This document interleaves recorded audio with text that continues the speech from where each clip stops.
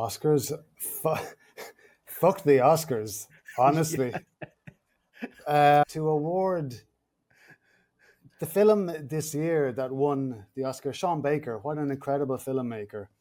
$18 million spent on promoting Anora, which was a beautiful masterpiece of a film, and so much work went into it. And I'm a fan of Sean Baker from Tangerine and the Florida Project. I loved the Florida Project. But to spend 18 million on an Oscar campaign, which is what I think, I don't want to say neon, Yeah, but yep, some, yep, yep. yeah, neon. What he is doing, monetizing art form that it becomes like a sports league. Who's going to win now? So it's the Chelsea or it's the New York Yankees or whichever big sports team has the most money to buy the most players. It's not sport, it's art, it's people's lives. $18 million spent on Anora. And imagine that money being given to independent filmmakers who don't have Right. access to that funding. The incredible cinema that could be made. And thinking about like even the people portrayed in Anora, think about trafficked women and children going into the sex industry. Like $18 million given to that would make it, rather than getting votes from out of touch limelight hunters. So the Oscars, my God, it's broken. Don't pick one documentary and Right. then criticize others.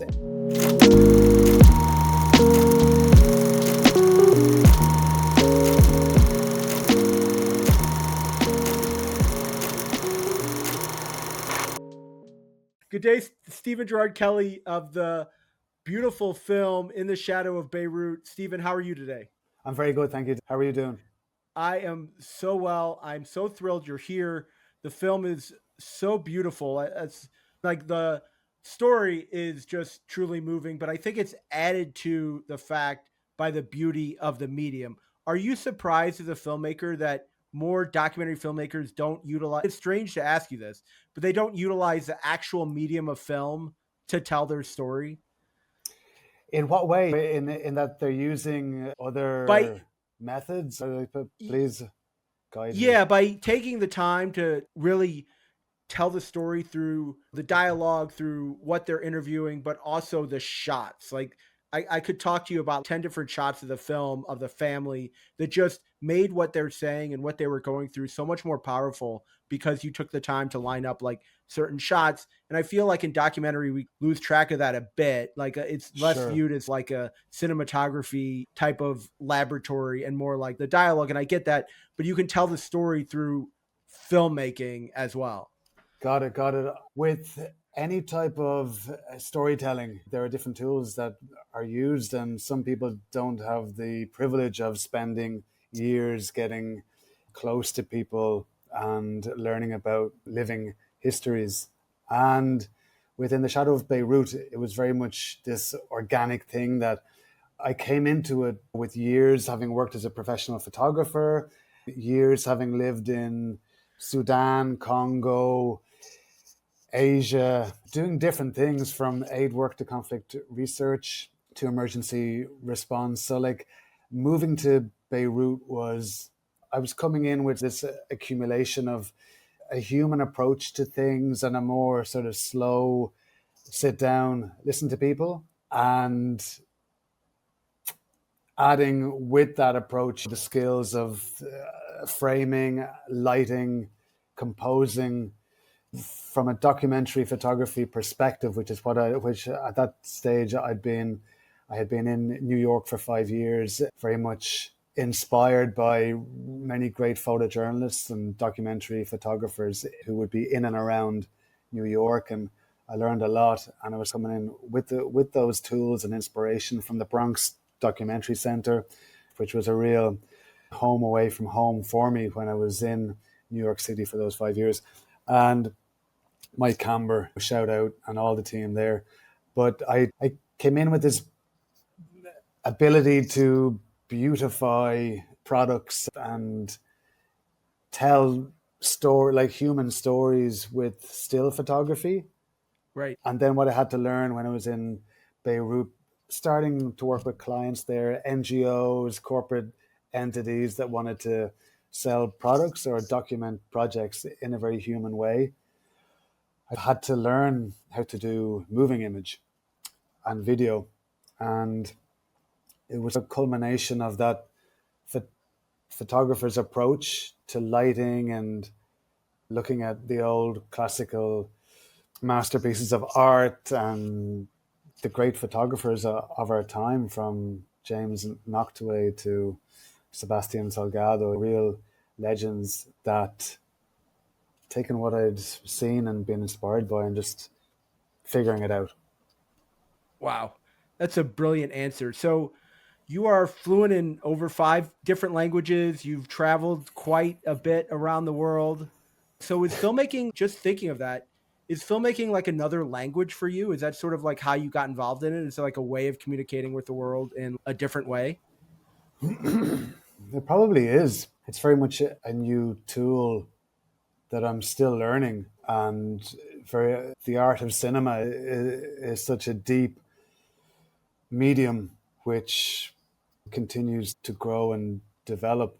And it is a language, yeah. It's very much a Yeah. language, because there's only so much that you can communicate through words and through. Right. Then another portion of communication is body language and what's not said. Filmmaking, because you're projecting onto a screen, a sort of, there's a separation there. And then to understand how to connect with a viewer who hasn't spent 5 years in Beirut, Right. who's never been to the Middle East, or who's never been to where the film is set. Like, you're bringing them into a different world. So how do you do that? How do you connect with the humanity in all of us and latch on? What's the hook? Why is somebody going to sit for an hour and a half, Right. which is a big ask when we have pressures and our own daily routines and struggles Distractions. and Yeah. responsibilities? Yeah. Why is somebody going to spend half an hour? And it's easier in a theater. That's the beauty of a theater. A It's thousand rare. percent.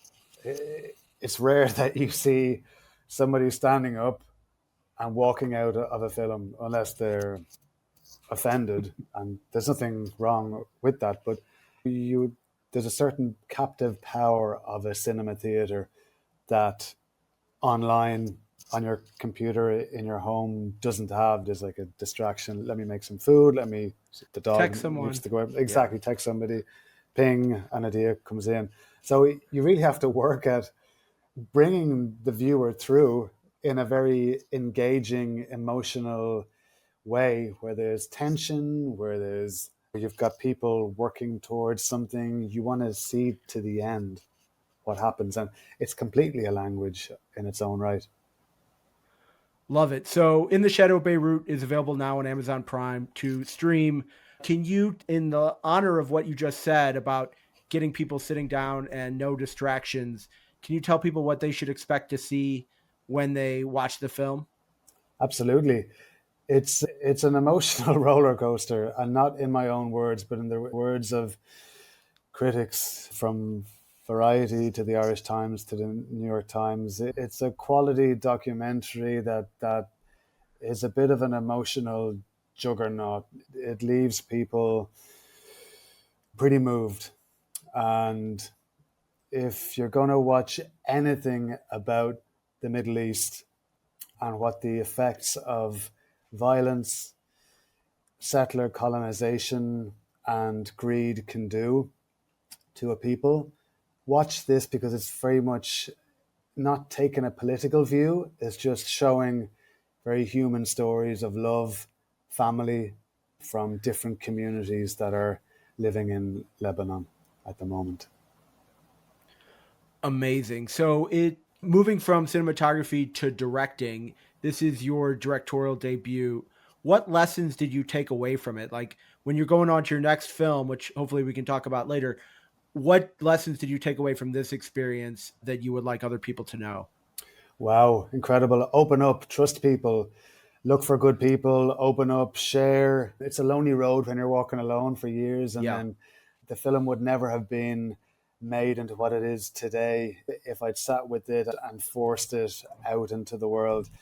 hats off to my co-director Gary Keane, the editors Isolde and Zaina, two incredible female directors, one from Ireland and one from Lebanon, who like together helped me tell the wood from the trees and distill down 5 years of living in Beirut, with spending thousands of hours in Sabra and Shatila with hundreds of people and filming a fraction of the time. So to distill that fraction of life down into, which was hundreds of hours, to distill Right. that down into an hour and a half on the screen was a mammoth task that I thought at the start, let me do this, let me just get into it. But it was so slow, and with with an incredible team, Brendan Byrne spearheading it, Miriam Sassine in Lebanon, Aboot Productions, Screen Ireland, just the whole team, Beats Brothers in Germany, Arte, ZDF, all these people coming in and contributing in different ways to shaping the film, and then me being the anchor, talking with the people in front of camera, saying, this is what's happening. Are we all okay? This is how the stories are being told. Feedback, please. It was very much, I felt like I was in the middle of everything, but Right. steering it with good people around me. Advice is to talk to people and find people who are aligned with you, who have the skill set to add, and who care more than anything, who actually care about telling a meaningful story from people that are often objectified and spoken about in a news article. And how did you get to be able to tell that story? I'm thinking of like this experience I had. I was in the army and we were going on leave from Kuwait. And I remember there was this briefing of, look, don't look like you're in the army, whatever, as you're leaving like Kuwait. And it was the most ridiculous thing I've ever seen, Stephen. It was like these guys with like haircuts and like these tough boxes pulling through the airport. And it's okay. Way to go here, guys. You're really blending in. So I think it's underlooked and not fully appreciated, the fact that you were able to spend 5 years in Lebanon, that you blended in, that you were able to connect with the family, and that you were able to pull out this story.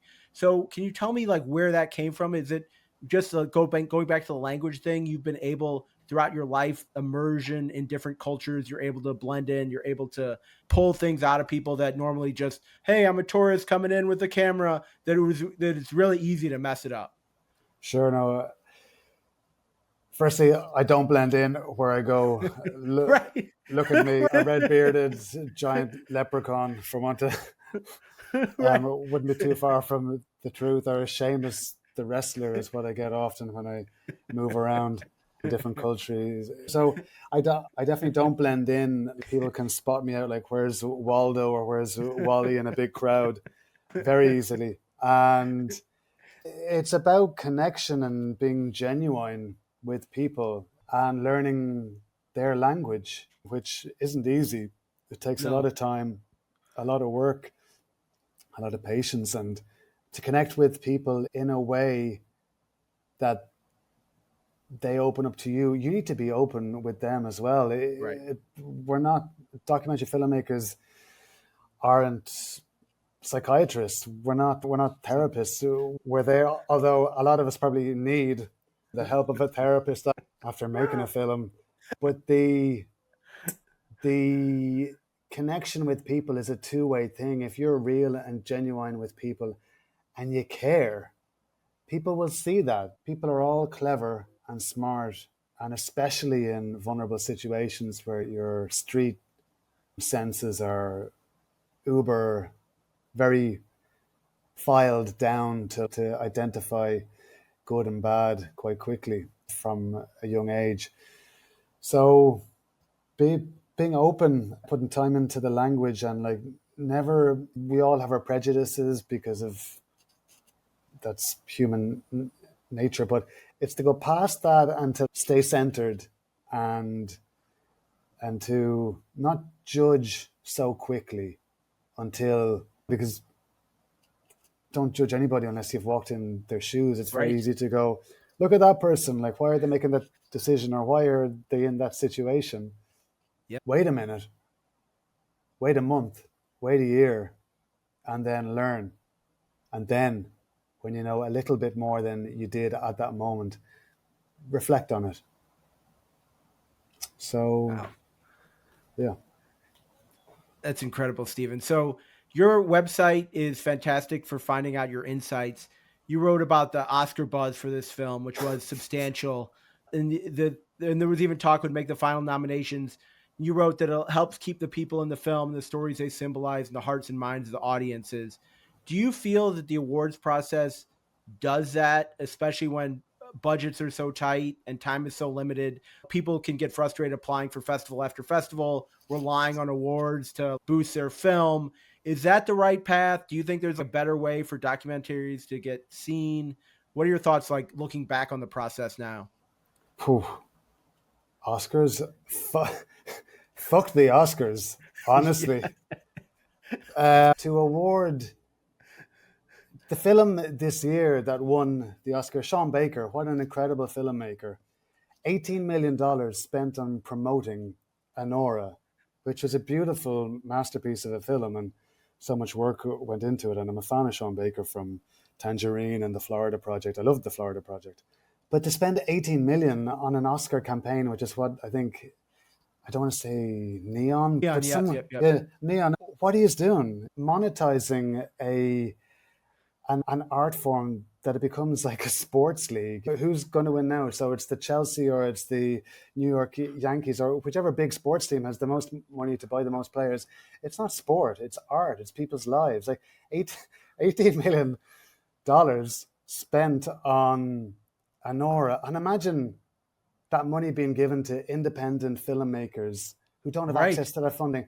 The incredible cinema that could be made, and thinking about like even the people portrayed in Anora, think about trafficked women and children going into the sex industry. Like $18 million given to that would make it, rather than getting votes from out of touch glory hunters in LA, just like limelight hunters. So the Oscars, my God, it's broken. Don't pick one documentary and Right. then criticize others. Nearly any film that's made is a Herculean task of. 100% agree. Yeah. So to award one film, documentary, best international feature, they were the two categories for which In the Shadow of Beirut was in contention for. The Oscars thing, as soon as I went into it and I saw the publicists turning their nose up at the very meager budget comparatively that Screen Ireland offered up, which I was still uncomfortable with, even spending Oh anything. my God. But the faces on some of these publicists that I met, and there are many great publicists out there, of course, but I didn't like the feeling that it was like, how much have you got? This is what we can do to get votes. And again, the Academy Oh has my done God. amazing work at diversifying its voting base. But I think the whole building was constructed at a time that when Hollywood and the Academy was a very exclusive, Euro, white centric institution. So, Completely. well, what do I think of the Oscars? Not fucking much, I tell you. I Not love that much. answer. And not much. But there's a place out there for a beautiful red carpeted ceremony where like more filmmakers and more people in front of the camera as well are celebrated. I'm talking like in front of the camera around documentaries where it's used as a platform to connect us more, to learn more. Because that's what, like, why are we doing cinema anyway? Why did Sean Baker make an Nora? It's, you know what?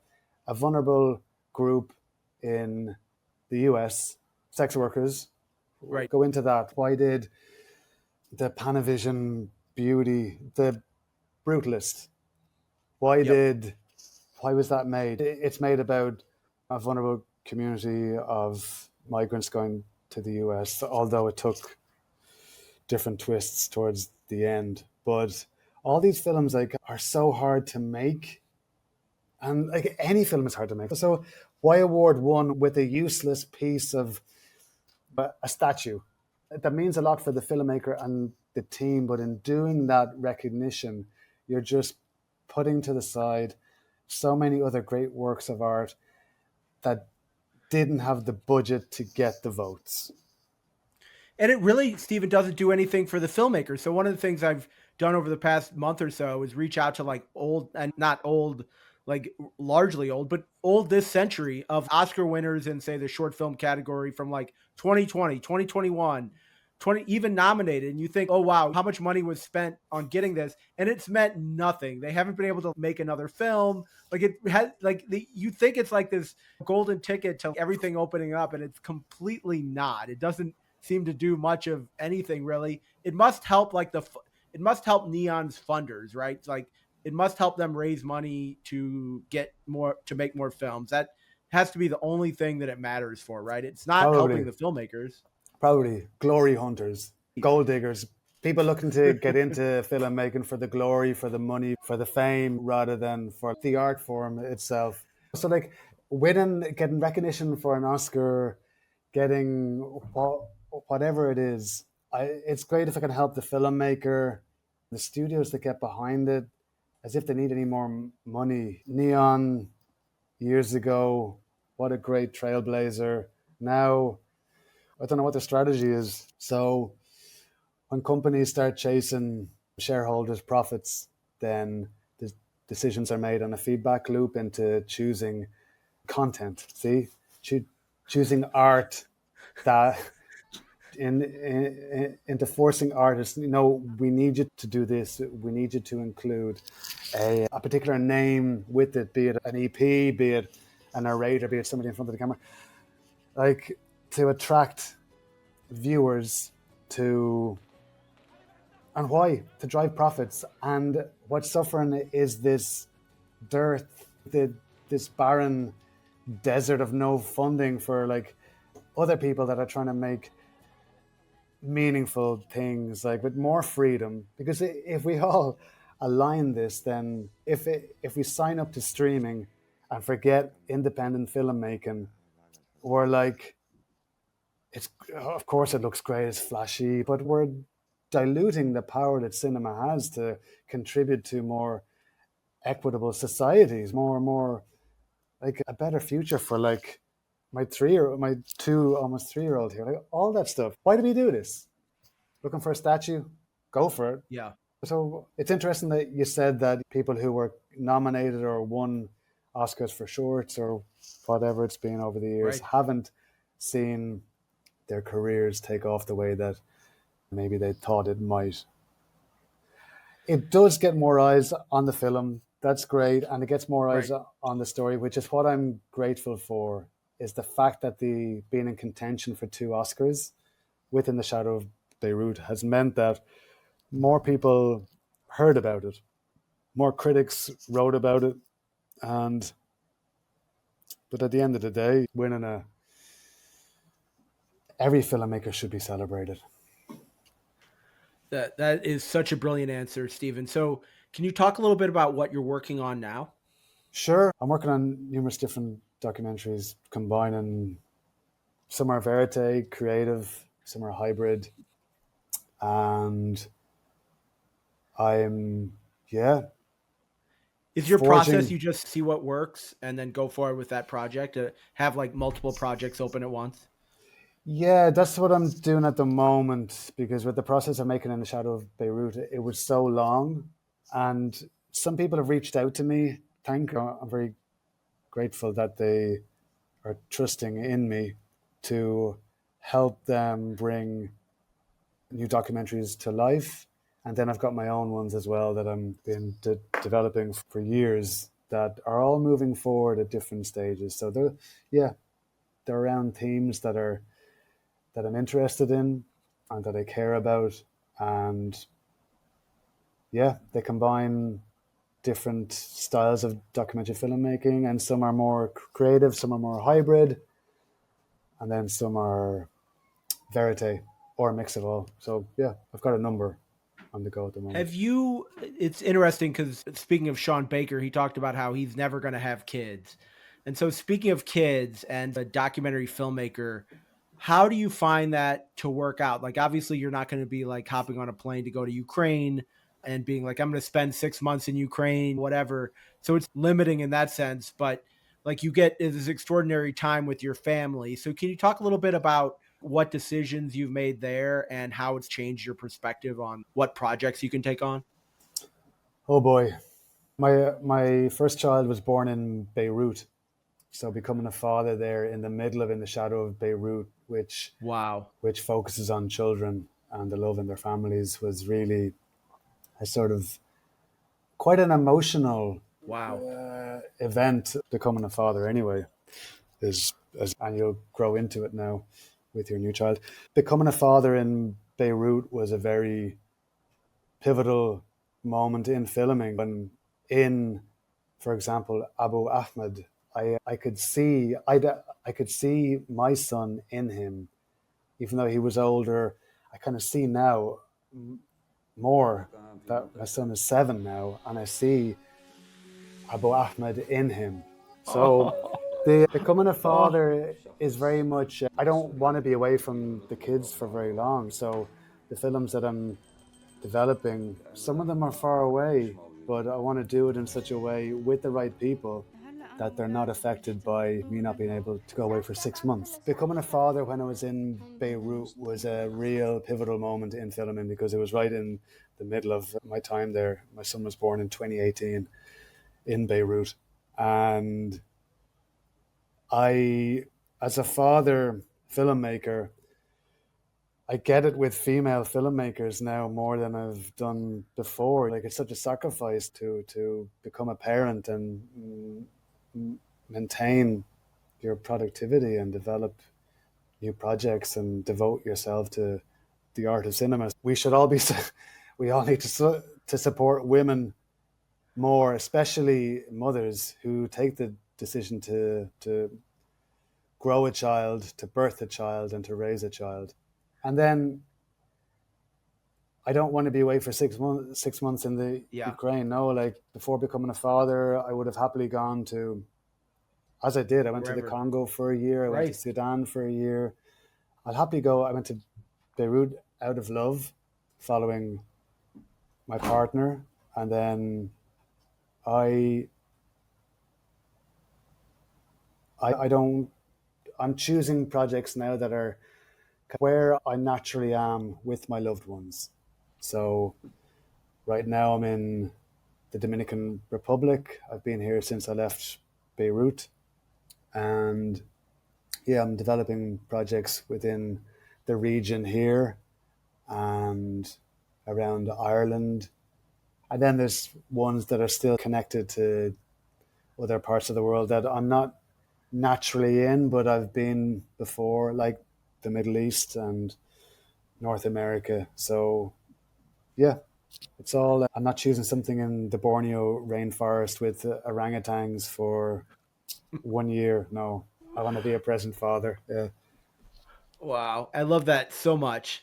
So one last question, Stephen. This is an indie film podcast. Love supporting other people's projects. We've seen through your answers that you are so supportive of other people on this journey. Is there a filmmaker or film that you wish more people knew about? Every independent filmmaker needs more recognition. Everybody, just stop streaming. Stop like rent. Go and rent. Go to the cinema. Go and rent. Look for the smaller, independent, non-big studio films. Go watch them any chance that you can get. In the theater, ideally, get a bag of popcorn. Get your voice, No whatever it distractions. is. No distractions. Sit there and be immersed in another world for the time on the screen.